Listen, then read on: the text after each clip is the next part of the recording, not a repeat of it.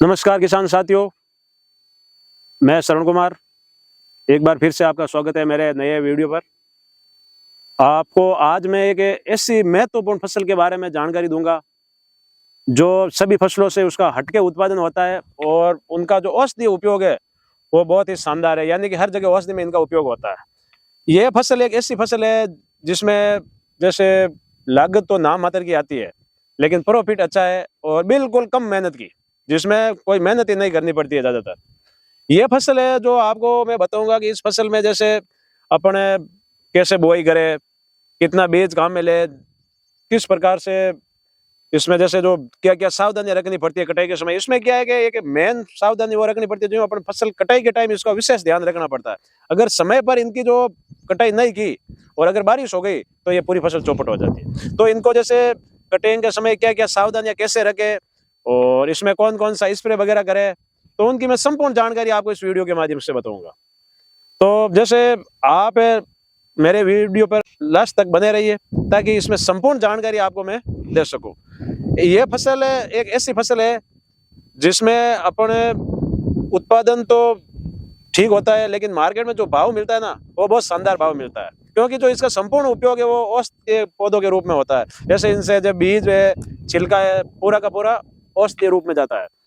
ये एक फसल है जैसे गर्मियों के बाद सर्दी के अंदर जो लगाने के लिए सबसे बहुत बढ़िया फसल है। इसका जैसे एक बार आपको मैं बता दूं कि ये फसल में ज़्यादातर तो रोग वगैरह बिल्कुल भी नहीं होते हैं और अगर इसमें जैसे एक दो रोग होते हैं उनका नियंत्रण भी ज़्यादा कोई कठिन नहीं है। तो ये बात करते हैं ये इसबगोल की फसल। इसमें अपन को क्या करना होता है कि एक हेक्टेयर के लिए 4 से 5 किलो बीज की मात्रा पर्याप्त रहती है।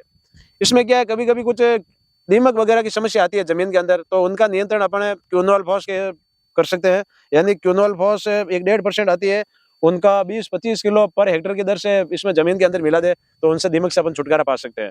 उसके बाद में देखो इसबगोल की खेती अपने जैविक तरीके से भी कर सकते हैं जिसमें कोई रासायनिक दवाई नहीं डालता है। इसमें क्या जैसे आग, धतूरा और ये नीम होती है, इनका जो लिक्विड बना के पत्तियों का स्प्रे वगैरह करते हैं तो उनसे भी ये कीटनाशी वगैरह पूर्णतः कंट्रोल हो जाता है। और अपन बीज उपचार भी इनकी पत्तियों को सुखा करके 10 ग्राम पर किलो के हिसाब से बीज उपचार भी कर सकते हैं। इसमें जैसे रोग मेनली तुलसीता रोग का प्रकोप थोड़ा संभावना रहती है।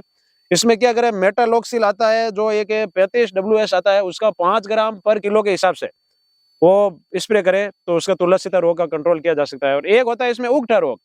उगटा रोग होता है तो उसके लिए अपन को कार्बेंडाजिम 50 WP आता है, उनसे 2 ग्राम पर किलो के हिसाब से बीज को उपचारित कर सकते हैं। और इसमें क्या होता है 4 से 5 किलो बीज दर काम में लेते हैं। और इसमें जैसे बुआई के समय अपन को ज़्यादा जुताई की भी जरूरत नहीं पड़ती है। और इसमें क्या होता है कि रोग मेनली 1-2 रोग ही होता है, तो उसके लिए अपन को बीज को उपचारित कर लो कार्बेंडाजिम से। और जैसे इसमें एक रोग होता है अपन को मैं बता दूं कि कीट में भी कोई विशेष नहीं है, ये मेनली तुलसीता रोग ही होता है। इसके लिए अपन को मेटालॉक्सिल या मैंकोजेब इनका स्प्रे कर सकते हैं। अपने मैंकोजेब 75-50 WP आता है, उनका भी स्प्रे कर सकते हैं। और मेटालॉक्सिल प्लस मैंकोजेब या 8% आता है मेटालॉक्सिल और 64% आता है मैंकोजेब, उनका स्प्रे अपन इसमें कर सकते हैं। और इसका सावधानी मेन यही रखनी होती है, अगर अपने दाना ये होती है ना जो फड़िया, जैसे ये पकने की अवस्था पर पूरा अपने को ध्यान रखना होता है। जो ही ये पकनी शुरू हो जाए इनकी हाथों हाथ कटाई कर देनी चाहिए। अगर इसमें अपन कटाई में थोड़ा दिन भी लेट हो गया 2-4 दिन तो इसके जड़ने की संभावना सबसे ज्यादा रहती है। तो इसलिए अपन को इसमें क्या सावधानी मेन रखनी पड़ती है कि जो ही फसल पूर्णतः पक जाए आप हाथों हाथ 1-2 दिन के अंदर अंदर इनको कटाई कर लेनी चाहिए। अगर ज्यादा गैप मिल गया तो ये पूरे आप जो ही कटाई करोगे पूरी की पूरी फसल जड़ जाएगी। तो इनको मेन चीज कटाई के ऊपर ही सावधानी रखनी पड़ती है। जो ही अगर बारिश हो गई तो ये पूरी की पूरी फसल जड़कर खराब हो जाती है। तो ये सावधानी अपने को पूर्ण रूप से रखनी चाहिए। बाकी इसमें कोई विशेष सावधानी रखने की जरूरत नहीं है। इनका उत्पादन भी अच्छा होता है, यानी 1 बीघे के अंदर लगभग 2 क्विंटल का अनुमानित उपज हो जाती है और मार्केट रेट भी बहुत अच्छा मिलता है। तो किसान भाइयों, ये थी अपने इसबगोल की खेती के बारे में जानकारी। और इनकी जो आपको सबसे बढ़िया उत्पादन लेना हो तो अपने को कम से कम इसकी 6 सिंचाई करनी जरूरी होती है। यानी देखो पहली सिंचाई तो अपने फर्स्ट बार जो अपने पिलाई करते हैं वो, उसके बाद में 8 दिनों के बाद इसकी सिंचाई जरूर करें। एक 20 दिन पर करें, एक 40 दिन पर करें, एक 55 दिन पर और एक 70 दिन पर। ये 6 सिंचाइयां करना सबसे महत्वपूर्ण है इसके उत्पादन बढ़ाने के लिए। यानी आपको अच्छा उत्पादन लेना है इसबगोल का तो जो मैंने बताया इसी टाइम पे आप 6 सिंचाई करो। क्यारियों की बजाय फुहारा से सिंचाई करो, बहुत शानदार उत्पादन होगा इसका। यानी उत्पादन इतना अच्छा होगा कि आप देखते रह जाओगे।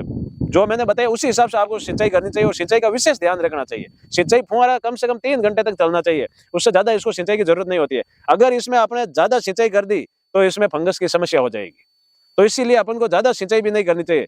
6 सिंचाई करनी चाहिए और टाइम टू टाइम करनी चाहिए। इसी टाइम से आप सिंचाई करोगे तो आपका बम्पर उत्पादन होगा।